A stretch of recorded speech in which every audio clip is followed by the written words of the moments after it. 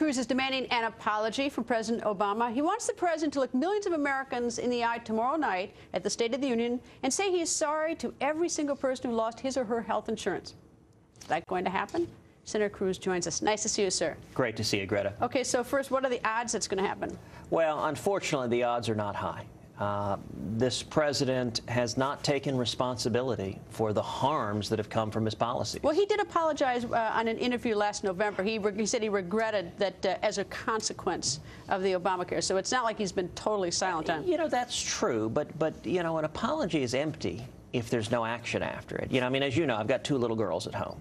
They're 5 and 3. If the 5-year-old is punching her little sister and saying, "I'm sorry," every time she punches her, that's not a very meaningful apology. Every parent knows that if you're going to apologize, stop doing what you're doing and make it right. Well, what would he gain from that at this point? I mean, I assume that tomorrow night he wants to, you know, as every president wants to make this look spectacular. The State of the Union is strong and we're a great nation. All these great things are happening. So why would he want to sort of dig up the dirty laundry?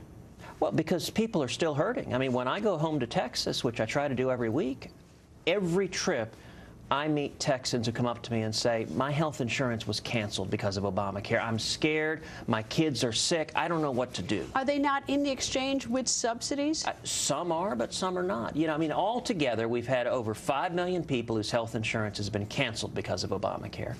The administration estimates that about 3 million have in some way or shape or form gotten insurance, but McKinsey & Company says of those 3 million, only 11% didn't have insurance. That's only about 330,000. So think about this. To extend insurance to 330,000 people who didn't have it, President Obama and his administration has screwed up the health care for potentially tens or hundreds of millions of Americans. It doesn't make any sense. Well, there are 48 million estimated who didn't have insurance before Obamacare. And it does, I mean, there is some question like, why would you disrupt, you know, 300+ million people in the country, whatever the numbers are, for the sake of 48 million, instead of designing something to satisfy the 48 million? That might have probably been a little more sensible. Is that not something that was even thought about? Well, in this instance, Obamacare doesn't come anywhere close to providing insurance for those 48 million. I mean, the estimates are 330,000 people. You know, it would have been cheaper to send a check to each of those people for $1 million. That would have cost 1/6 as much as Obamacare, and it wouldn't have messed up everyone else's insurance. When is the breaking point, if there is one? Is it the point when we get through March 31st and the enrollment period is up and we sort of like, we look at the money and see whether all the millennials have divvied up the money that we're hoping they're going to pay in? Is that the point? Well, there are a series of breaking points. The first biggest hit came from the 5 million plus people whose insurance was canceled. The second that we're seeing right now are premium spikes and premium increases, particularly in the individual market, particularly young people. Young people are getting hammered by Obamacare, which is why it is becoming so profoundly unpopular among young people. Why aren't they saying anything? So that we're not putting them on TV?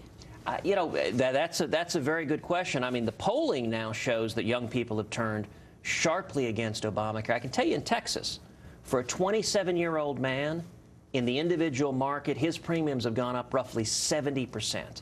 And that's a lot of money for someone that's young, that's struggling, that's starting a family, to have premiums spike. But the next shoes to drop, you pointed out, are going to be next spring. Premiums are going to jump even more. More and more people are going to discover they can't see their doctors.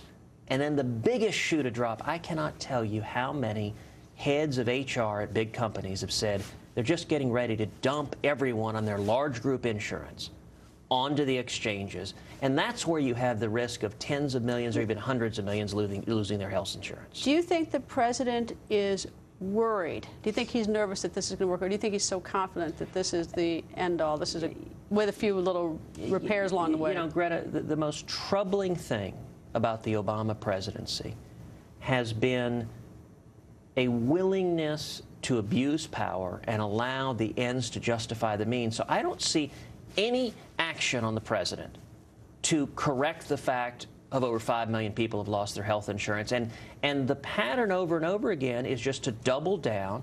Tomorrow in the State of the Union, he apparently is going to announce that he is sidestepping Congress even more and simply going to force his agenda on the American people through executive orders. That's not the way our Constitution works. That's an abuse of power. Senator, nice to see you, sir. Always great to be with you. You're going to be there tomorrow night, right? Oh, yeah. Coming up, it's being called a